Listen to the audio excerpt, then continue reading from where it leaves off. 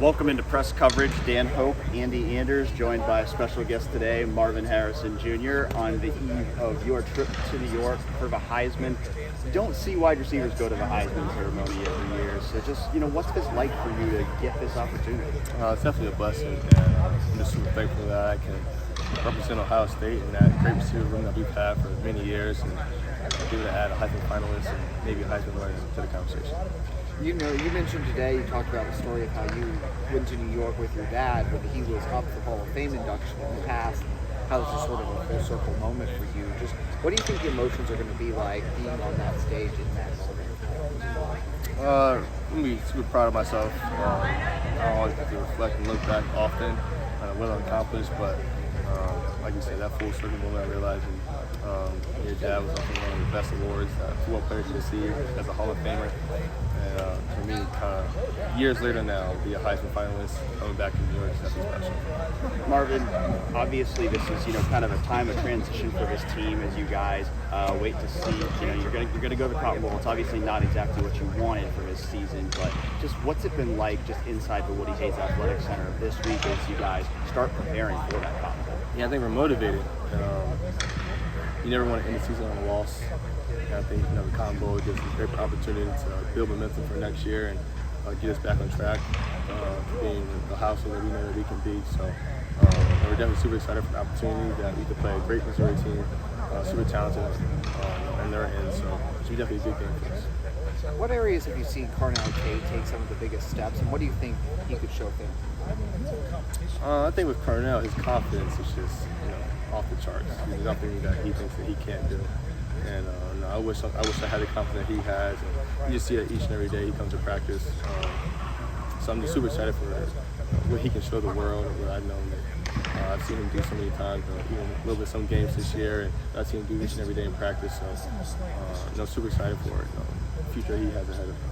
I think for a lot of people, they see you're a top 3 pick in a lot of the NFL mock drafts, and it's obvious, like, you're gonna go pro, but you said today that you haven't made that decision yet. Just, can you kind of take people, like, what's it like inside your mind as you think about your decision for your future?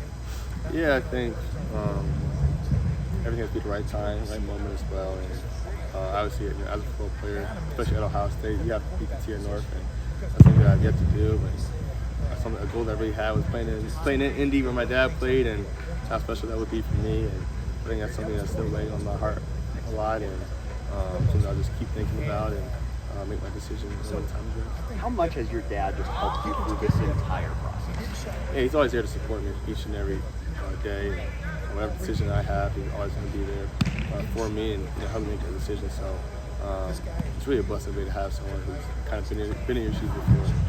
And been through college and went on to do great things in the NFL as well. So, just having him there. You're going down. We talked about legacy today. You're going to go down as one of the best players, best receivers in school history. But I think a large part of that also is the work you put in. You have a reputation for spending all that time on the Monarch and all these things. Just on days when you don't feel up to it, what's the thing that pushes you?